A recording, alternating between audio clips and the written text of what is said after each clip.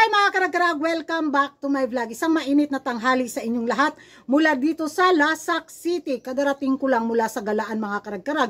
Kaya wala muna tayong minupusal distraction look dahil habol tayo sa mga distraction na mga chismisan ngayon na pinag-uusapan ng ating mga friendly neighborhood na mga chismoso at mga chismosang sa social media na kung saan ako. Tingna ang lucky charm ng Miss Universe Dominican Republic na si Olga.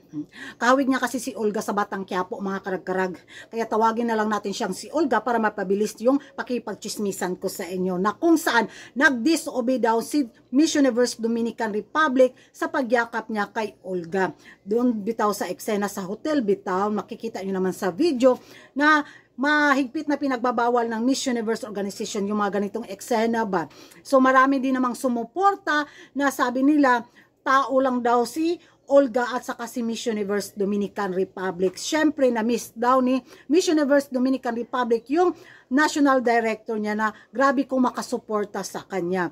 Kaya ayun, pero dapat daw i-disqualify si Miss Universe Dominican Republic mga karag-karag base naman sa mga basyo ni Dominican Republic dahil hindi daw niya sinunod yung patakaran ng Miss Universe Organization.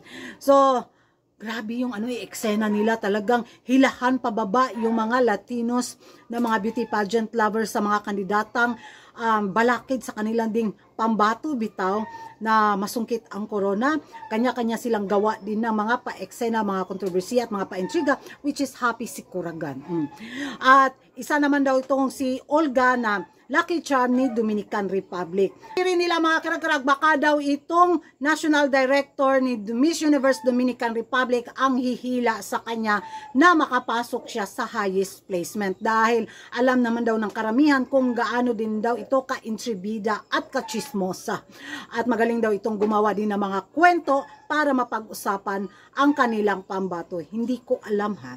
Pero interesting to na chika nila mga karag-karag. Pinagtatawanan talaga nila si Maring Olga sa kanya mga pa-eksena na kung saan nakuha daw ni Miss Universe Dominican Republic itong character ni Olga mga karag-karag na papansin galore. Kapalit ka?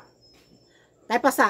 Na attitude na character itong si Dominican Republic gaya daw ng kanilang national director. So, very interesting yung mga kaganapan ng mga Latinos beauty pageant lovers. Talagang center of attraction sila ngayon. Para daw silang pinaghiwalay ng matagal na panahon na kung saan grabe daw yung emosyon na binuhos nilang dalawa sa pagkikita nila sa Mexico na kung saan lalaban nga ang kanilang pambato na isa sa malakas din na frontrunner sa corona, which is baka mailtukoyo to dahil nga sa mga balita-balita na yung character galore nito ay hindi pasado sa pagiging humbleness na hinahanap ng Miss Universe Organization.